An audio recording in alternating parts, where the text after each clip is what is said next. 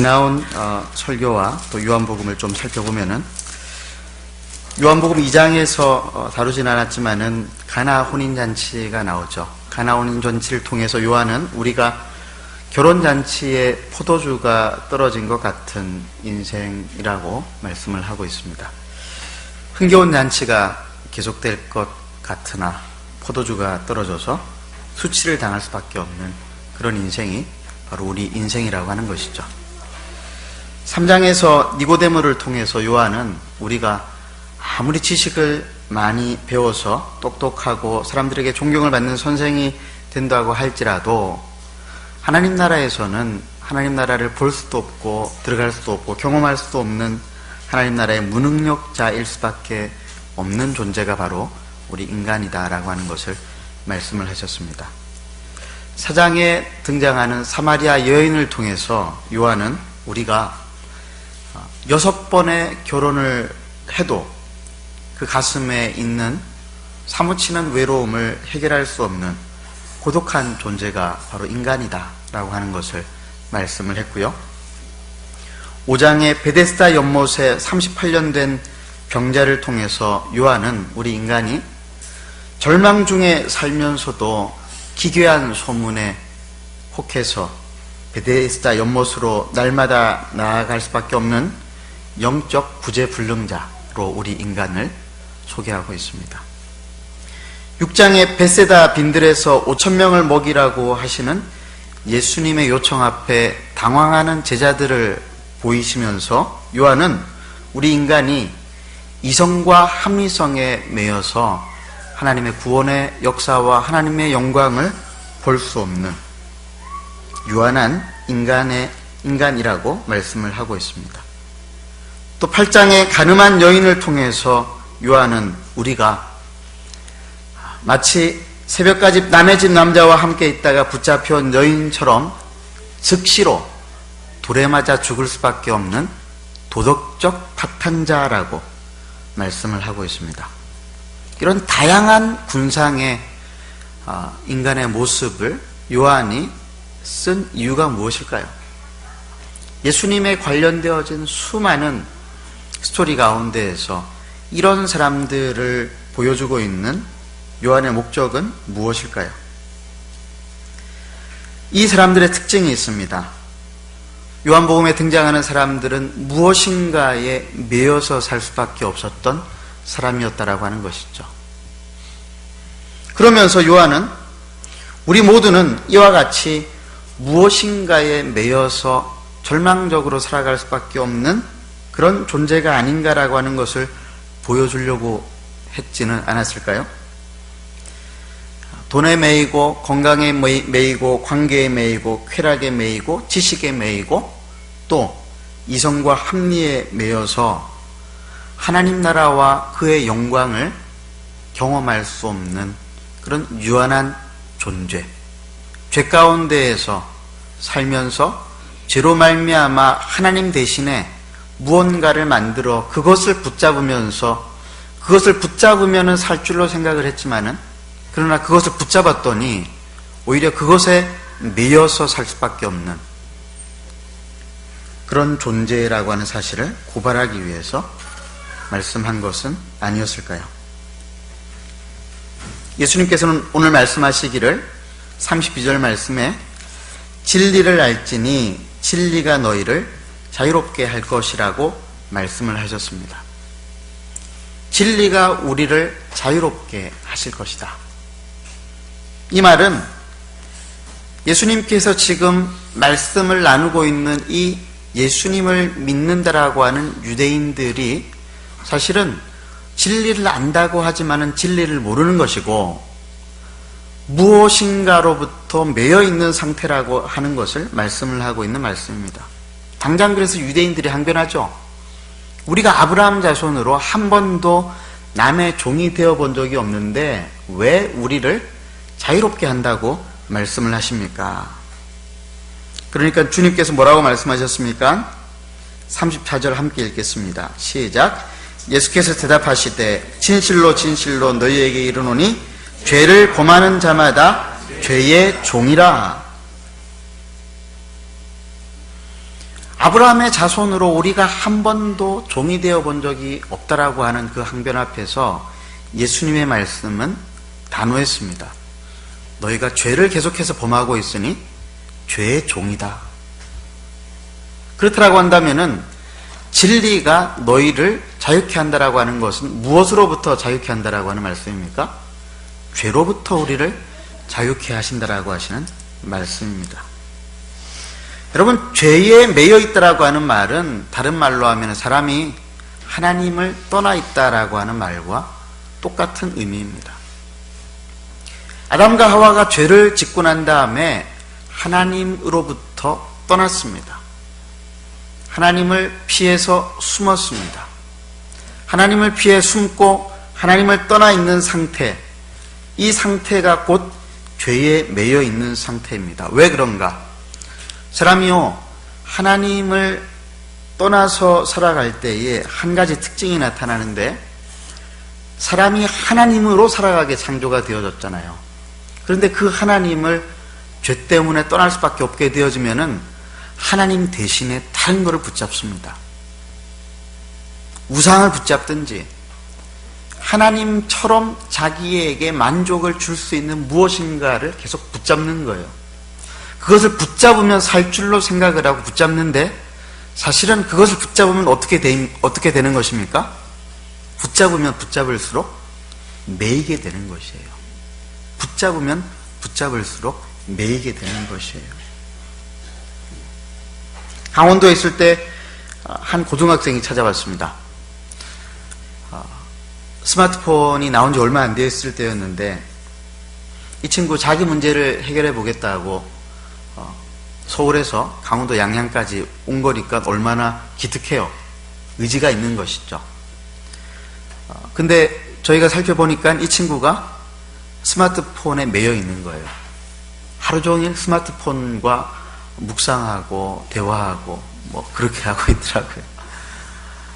여러분 집에도 그런 애들이 있는지 모르겠습니다만은, 그래서 저희가 스마트폰을 달라고 했습니다. 네가 네 문제를 해결하려고 왔는데 스마트폰 때문에 아무것도 못하면 어떡하느냐. 근데 이 친구가 내어놓지 못하는 거예요. 안 됩니다. 제 생명과 같은 것입니다.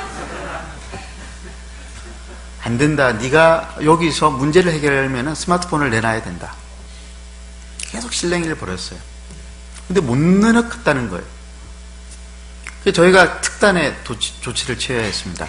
네가 스마트폰을 여기 내어놓고 네 문제에 집중하는 시간을 가지든지, 아니면 스마트폰을 가지고 집으로 돌아가든지 둘 중에 하나를 택해라.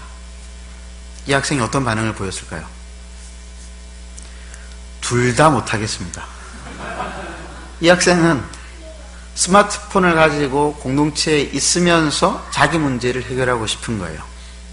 저희가 이 친구가 매여 있다라고 하는 사실을 알았습니다. 안 된다. 둘 중에 하나밖에 택할 수 없다. 결국 그 친구는 스마트폰을 포기하지 못하고 집으로 들어갔습니다. 그 학생에게 있어서 삶의 기준, 그 학생이 붙잡고 있는 삶의 기준은 스마트폰이었어요. 그래서 스마트폰을 빼앗는 사람은 악마요 사탄이요, 그래서 저희는 악마요 사탄이 되어졌고, 스마트폰을 허용해 주는 사람은 하나님이요 천사인 것이죠.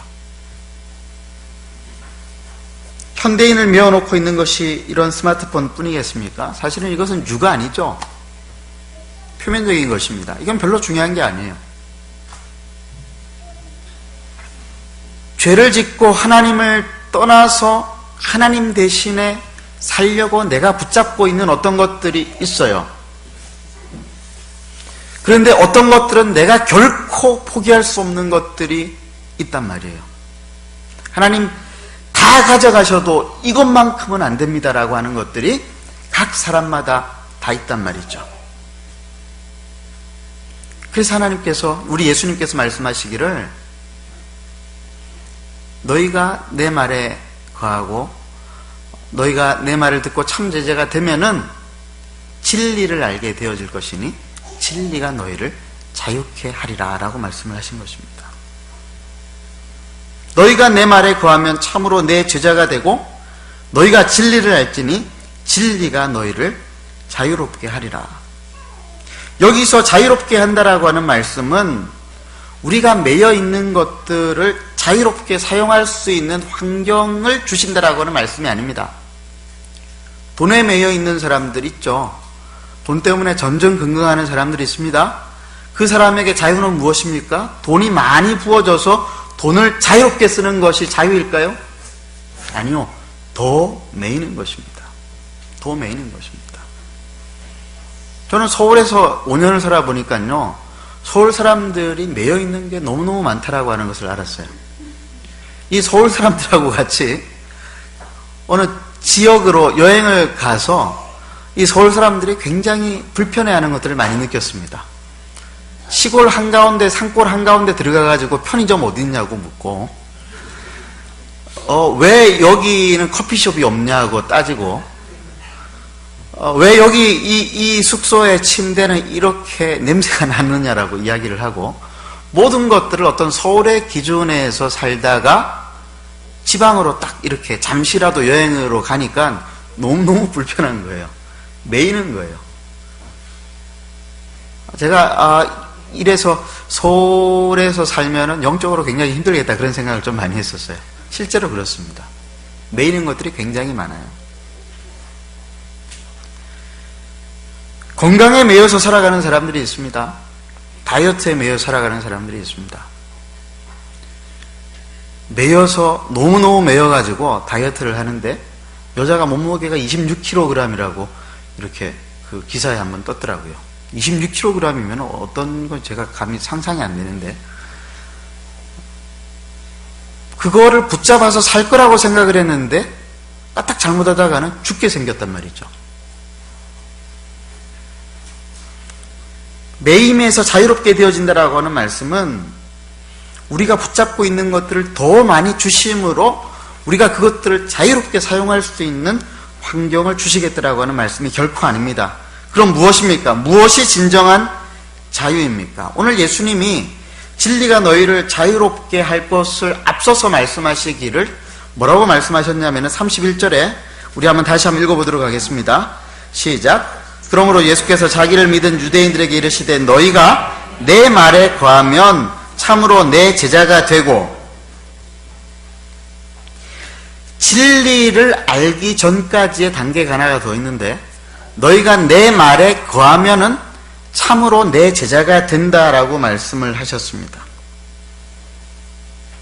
너희가 내 말에 거하면이라고 하는 가정법으로 말씀을 하셨기 때문에 그 가정법의 구문은 그 뒤에 있는 구문을 온전히 받는다라고 이야기할 수 있겠죠. 즉 무슨 말이냐면은 진리로 말미암아 자유케 되어지는 삶이 어떤 삶이냐? 예수님의 말씀 안에 우리가 거해서 우리가 예수님의 참 제자로 살아가는 삶을 진리 안에서 자유를 누리는 삶이다라고 말씀을 하신 거예요. 그러면은 참 제자가 된다라고 하는 말이 어떤 말이에요? 참 제자. 수제자라고 말씀을 안 해주셔서 참 다행이라고 생각을 합니다. 그럼 막 경쟁을 했을 것 같아요. 참 제자가 된다. 참이라고 하는 것은 예수님의 말씀이 자신의 삶에 참으로 받아들이는 상태를 말하는 거예요. 참은 무엇입니까? 기준이에요. 즉 예수님의 말씀이 내 삶의 기준으로 받아들여져서 예수님의 말씀을 기준으로 삼고 살아가는 삶에는 자유가 있다라고 하는 거예요. 37절에 이런 말씀을 하셨어요. 우리가 읽지는 않았지만 읽어보도록 하겠습니다. 시작. 나도 너희가 아브라함의 자손인 줄 아노라. 그러나 내 말이 너희 안에 있을 것이 없으므로 나를 죽이려 하는도다. 예수님을 죽이려고 하는 유대인들의 안에 뭐가 없다고요? 예수님의 말씀이 있을 곳이 없대요. 참이고 기준이 되시는 예수님의 말씀이 예수님을 믿는다라고 말하는 이 유대인들 속에 있을 곳이 없는 거예요. 왜 있을 곳이 없을까요? 다른 기준이 있기 때문에 그런 것이죠. 간단합니다. 내가 붙잡고 내가 기준으로 삼는 다른 것들이 이미 이 자리를 꽉 채워 있는 거예요. 그러니까 예수님이 진리시고 기준이라고 말씀하시는 그 기준을 말씀하실 때에 그 기준이 더 이상 들어올 수 없는 거예요. 용량 초과예요. 어떻게 해야 됩니까? 내 속에 있는 거짓 기준들을 걷어내고 예수님의 참 기준을 내 속에 가지고 들어와야 되는 거예요. 근데 왜 예수님을 죽이려고 했나요? 그게 싫어가지고. 자기가 가지고 있는 그 기준을 버리면은 자기가 죽을 것 같으니까 예수님이 제시하시는 그 기준을 요구하실 때에 예수님이 기준이 들어오면은 자기가 죽을 것 같으니까 예수님을 죽이려고 그런 말이에요.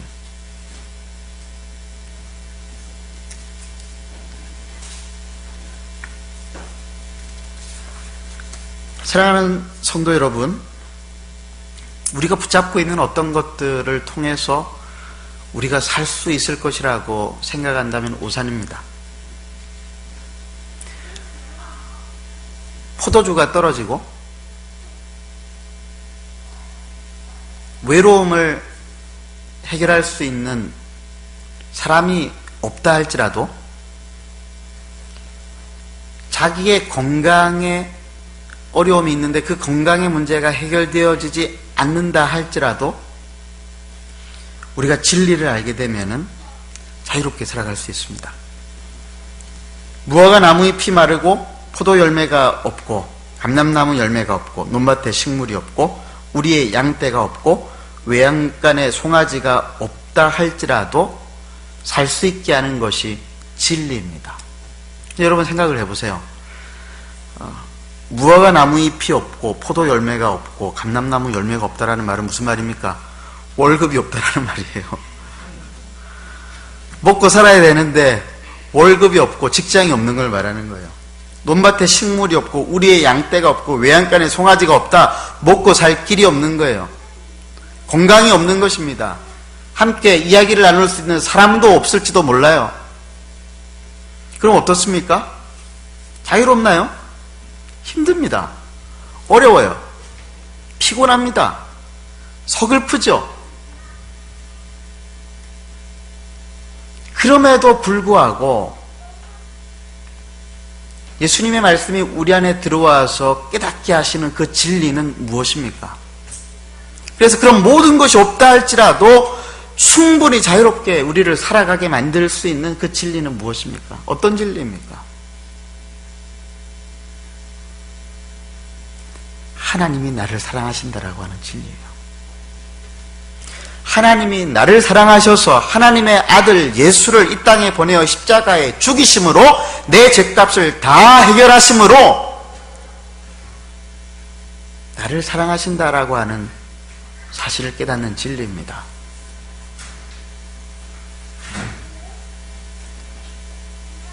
가끔 그럴 때가 있어요. 불편하죠.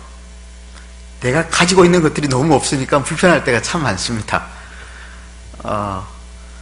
어떨 때는 가지고 있는 것이 너무 없으니까 우리 아이들 어떻게 하나 그런 생각이 들 때도 있죠. 그럴 때 서글픈 마음이 들어요. 목사가 믿음이 없게도. 근데 우리 주님께서 그러시는 거예요. 은철아 괜찮아. 그래도 내가 널 사랑해. 내가 널 사랑하기 때문에 너 굶어 죽지 하지 않을 거야. 너 살아가게 만들 거야. 너 자유롭게 살 수 있도록 만들 거야. 네가 이 땅에서 누릴 수 있는 것들 없어서 힘든다고 할지라도 내가 너를 사랑함으로 너를 자유롭게 살아가게 만들 거야. 여러분 이 진리가 우리를 세상에서 자유롭게 만드는 거예요. 매이지 않게 만드는 거예요. 스마트폰이 없어도, 돈이 없어도, 화려한 직장이 없어도 우리가 원하는 세상에서 욕망하는 것들로 우리 마음이 채워지지 않아도 내 마음을 채울 수 있는 하나님의 사랑, 십자가의 사랑이 있으면은 그것이 깨달아지게 되면은 다른 것 아무 필요 없단 말이에요. 그래서 사도 바울이 빌립보서 3장 7절 9절에서 뭐라고 말씀하셨습니까? 우리 한번 찾아서 읽어보도록 하겠습니다. 빌립보서 3장 7절에서 9절 말씀입니다. 함께 읽겠습니다.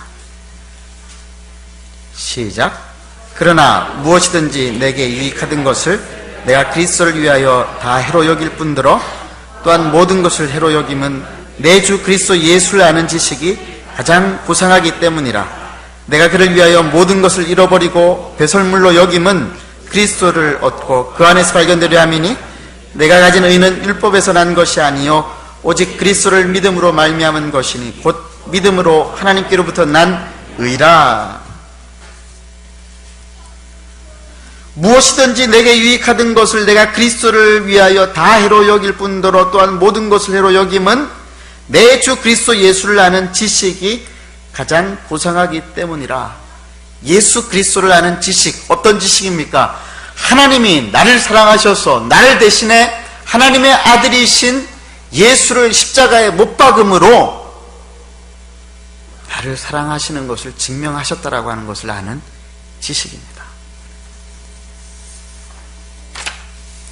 이 지식, 이 진리가 우리 가운데에, 우리 삶에 들어오게 되어지면은 여러분, 우리는 자유롭게 살 수 있다라고 하는 말이죠.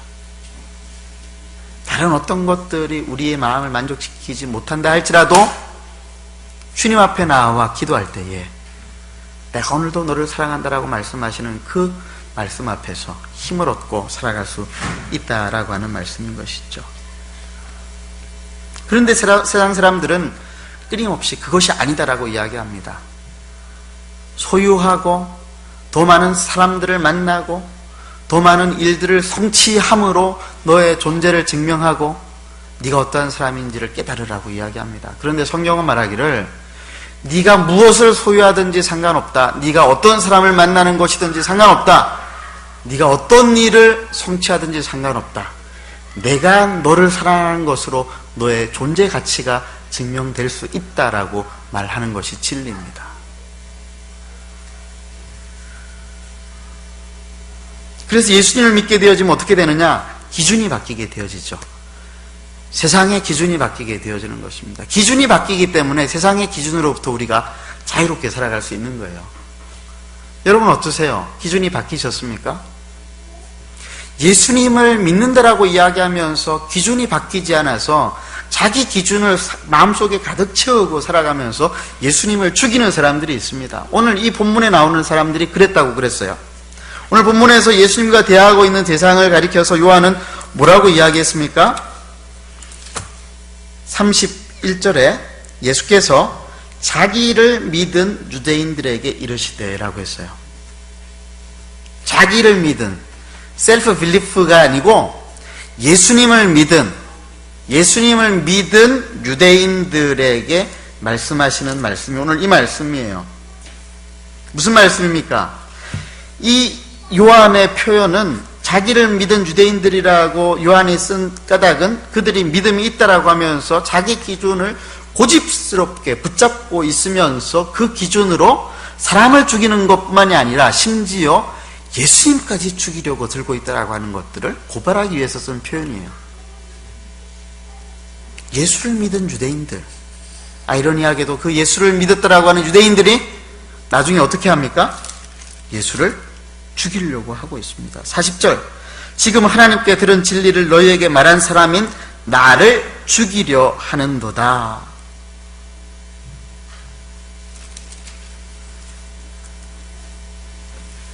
예수를 믿는다라고 하면서 자기 기준을 가지고 있는 사람들, 그런 사람들 특징이 있습니다. 믿음이 다 글로 가는 것 같아요. 자기 기준에 모든 역량을 집중시킵니다. 유대인들이 그랬어요.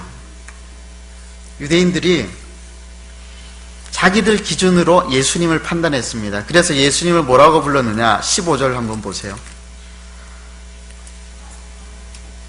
8장 15절 뭐라고 이야기합니까? 너희는 육체를 따라 판단하나 나는 아무도 판단하지 아니하노라 했죠. 예수님의 말씀인데 그들이 예수님을 육체로 판단하면서 뭐라고 이야기했느냐면은 예수님을 사마리아 사람이라고 이야기했습니다. 또 48절을 보면은 어떤 말씀을 하고 있느냐면은 우리가 너를 48절 보세요. 유대인들이 대답하여 이르되 우리가 너를 사마리아 사람이라 또는 귀신이 들렸다는 말이 옳지 아니하냐. 누가 누구에게 하는 말이에요? 예수를 믿은 유대인들이 예수님에게 하는 말이 예수님을 사마리아 사람, 즉 진리가 타협되어진 호남민족, 또 뭐라고 했다고요? 귀신이 들린 사람이라고 이야기했단 말이죠. 누구 기준으로? 자기 기준으로. 심지어 어떻게 했습니까? 예수님이 자신을 하늘로부터 온 하나님의 아들이요 아브라함부터 먼저 난 자라고 하자 59절에 보니까 그들이 돌을 들어 치려 하거늘, 돌을 들어서 예수님을 쳐 죽이려고 했단 말이에요. 그들의 기준에서 예수님이 안식일에 병자를 고치시는 것은 이해가 안 되는 것이었어요. 안식일을 무너뜨리는 일이었죠.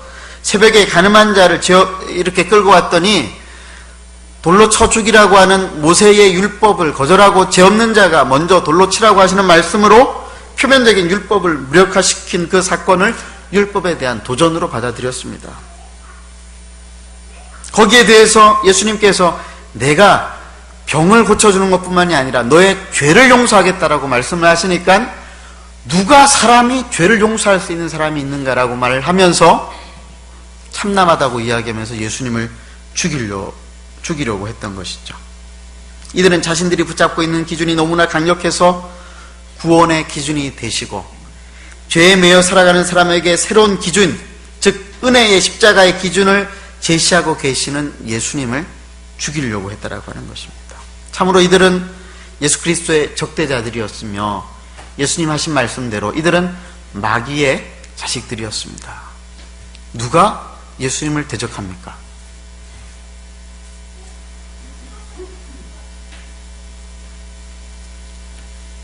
십자가의 은혜의 기준이 아니라 자기의 기준으로 사람을 난도질하고 휘두르는 사람들이 예수님의 대적자들입니다. 여러분, 우리의 생각과 말과 행동이 그래서 조심스러워야 돼요.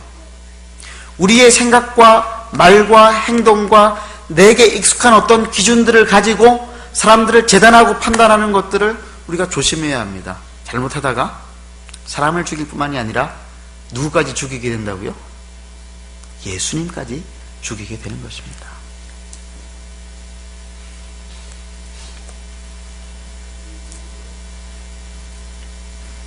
하나님 대신에 붙잡고 있는, 그래서 매여 있는 것보다 더 나쁜 것이 바로 이런 것들이에요. 하나님을 죽이려고 하고 예수님을 죽이려고 하는 나의 기준.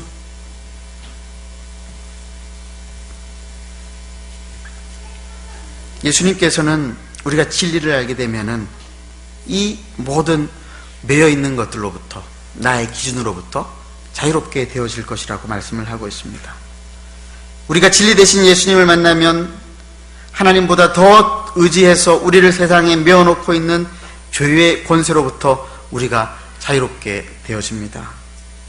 포도주와 지식과 돈과 쾌락과 건강과 나를 좋아해주는 사람이 없다 해도 예수님 한 분만 나를 사랑하시는 그 사랑으로 말미암아 내가 살아갈 수 있습니다. 둘째로, 자기 기준을 포기하지 않으면서 예수님을 믿은 유대인처럼 사람을 괴롭히고 형제와 자매를 죽이고 심지어 예수님까지 죽이려고 하는 우리의 의의 기준으로부터 우리를 자유롭게 하신다고 말씀을 하고 있습니다. 누구를 만나면요? 진리 되시는 예수님을 만나면요. 예수님의 진리가 기준이 되어서 내 삶에 들어오면요. 여러분, 이것은 놀라운 일입니다. 인생 스스로 살아간다라고 이야기하죠. 저도 자주 제 아이들에게 네 인생 네 스스로 선택하고 살아가야 돼 라고 이야기합니다. 그런데 그것은 그 아이들의 책임을 그 아이들이 놓지 않기를 바라면서 하는 말이지 결코 기준을 너로 잡고 살아가라고 하는 말씀이 아니에요. 기준은 예수님의 기준입니다. 예수님의 말씀, 예수님의 십자가가 나의 기준이 되는 것입니다. 예수님의 말씀이 나의 기준이 되어서 내가 선택하고 내가 하나님을 향하여서, 사람을 향하여서 달려나가는 것입니다. 여러분, 이게 자유로운 삶이에요. 그러므로 이 세상에 홀로 우뚝 서게 될 유일한 진리는 무엇입니까? 죄의 권세에 매여 살고 자기 의로 기고만장한 인간을 구원할 유일한 방법은 오직 십자가에서 우리를 대신해서 죽으시고 부활하신 예수 그리스도를 만나 그를 내 인생의 기준이요 내 인생의 주인으로 받아들이는 것 말고는 다른 방법이 없다라고 하는 것이죠. 예수님을 영접한다라고 하는 것은 그래서 기준을 바꾸는 것을 말하는 거예요. 내가 지금까지 살겠다라고 붙잡고 있었던 기준들을, 붙잡고 있는 것들을 다 버려두고 이제 주님이 나의 기준이십니다. 내 삶의 주인이 되어 주십시오. 나의 선택의 기준이 되어 주십시오. 내 생각과 내 방식이 아닌 예수님의 방식과 예수님의 생각으로 제가 살기를 원합니다. 내 인생을 말씀으로 채워주십시오. 이게 예수님을 믿는다라고 하는 의미예요. 기준이 바뀌는 거예요. 기준이 바뀌면 어떻게 되는지 아세요? 여러분, 사람이 달라 보여요. 바뀌어 보여요. 세상이 달라 보입니다. 예수님이 꼭 경험하지 않으셨어요? 제가 중학교 2학년 때 예수님 믿었는데 제 삶의 목적이 한순간에 바뀌었어요. 정말이에요. 제가 선생님 되는 것이 제 꿈이었다 그랬잖아요. 왜 선생님 되려고 했는지 아시죠? 방학이 있어서. 방학 때 잘 놀 수 있으니까. 너무너무 이기적인 내 꿈이 바뀌었어요. 고민이 되더라고요. 이 꿈을 그대로 내버려 둬야 되나? 이런 이기적인 꿈을? 사람을 판단하는 태도에서 긍휼히 여기는 태도로 바뀌었어요. 그래서 제가 종종 자주 쓰는 말이 있어요. 이 사람을 어떻게 도와주면 좋을지 모르겠다. 이 말의 의미는 뭐냐면은 제 마음에 이 사람 때문에 분노로 부글부글 끓고 있다라고 하는 거예요. 근데 적어도 제가 말의 표현으로는 내가 이 사람을 어떻게 해버리겠다라고 이렇게 하지 않고 내가 이 사람을 어떻게 좀 도와주면 좋을지 참 모르겠다. 무슨 말입니까? 기준이 바뀌었다라고 하는 말이에요. 인생은 사람을 돕기 위해서 살아가는 것이 인생입니다. 거기에 참 자유가 있어요. 사람을 돕기 위해서 내 것들을 기꺼이 포기할 줄 아는 자유가 우리에게 있어요. 어떤 사람들 술, 담배에 자유가 있다고 생각하는 사람들이 있습니다. 근데 사람을 위해서 그거 포기하는 사람들이 있어요. 어떤 사람들에게 있어서 결코 포기할 수 없는 자존심이 있어요. 근데 그 포기하는 것이죠. 포기와 함께 주어지는 참 자유가 있어요. 나 그거 안 해도 살 수 있어. 나 그거 안 해도 살 수 있어. 제가 저희 가족들과 여행을 가면은 저는 패키지 여행으로 절대로 안 다녀요. 자유여행만 다녀요. 왜냐하면 저는 자유인이기 때문에. 근데 저희 가족들에게는 자유가 아니죠. 왜냐하면 제가 모든 계획들을 다 세워가지고 이렇게 들어가니까 좋으나 싫으나 저를 따라와야 되잖아요. 근데 저는 처음에 제가 모든 계획을 잘 세웠기 때문에 저희 가족들이, 특별히 저희 아내가 다 만족할 거라고 생각을 했는데 그게 아니더라고요. 따라오는 아이들과 우리 아내의 표정을 보니까 전혀 자유가 없어요. 그래서 예전에는 제가 그냥 무조건 끌고 다녔는데 요즘은 제가 제 생각과 계획들을 자주 포기합니다. 그래서 저는 어디를 가고 싶은데 표정을 보니까 이게 상태가 아니에요. 그래가지고 상태가 메롱이어가지고 제가 원하는 데가 아닌 아이들이 원하는 데, 아내가 원하는 데로 이렇게 가려고 노력을 해요. 노력을 한다고 하는 거예요. 반드시 그렇게 가는 것이 아니라 제가 원하는 곳 안 가도 돼요. 제가 원하는 방식으로 안 살아도 돼요. 제가 원하는 생각대로 사람들이 안 따라와도 돼요. 전혀 문제가 안 돼요. 왜냐하면 나를 사랑하시는 예수님이 나와 함께 하시고 그 예수님께서 나를 살아가게 하시기 때문에 그래요. 이 믿음이 있기 때문에 다른 사람들에 대하여서 어떤 마음이 생기느냐, 하나님이 저 사람도 살아가게 하실 것이다. 어떤 면에서 그래서 제가 저희 아이들을 좀 자유롭게 키우는 면이 있습니다. 하나님이 나를 사랑하시니 내 새끼들을 사랑하지 않으시겠는가? 어떤 때는 좀 내버려둬요. 강요하지 않습니다. 하나님이 나를 사랑하시는 것처럼 이 아이도 사랑하실 것이다. 자유죠. 여러분, 자유의 사람이 되시길 바랍니다. 우리가 예수님의 말씀을 우리 마음 가운데 기준으로 삼고 그 말씀을 따라 예수님의 참 제자로서 살아가면은 진리를 알게 될지니 진리가 우리를 자유케 하실 것입니다. 이 말씀 붙잡고 이 한 주간 살아가시는 우리 사랑하는 한마음교회 성도님들 되시기를 주님의 이름으로 축복합니다. 함께 기도하겠습니다.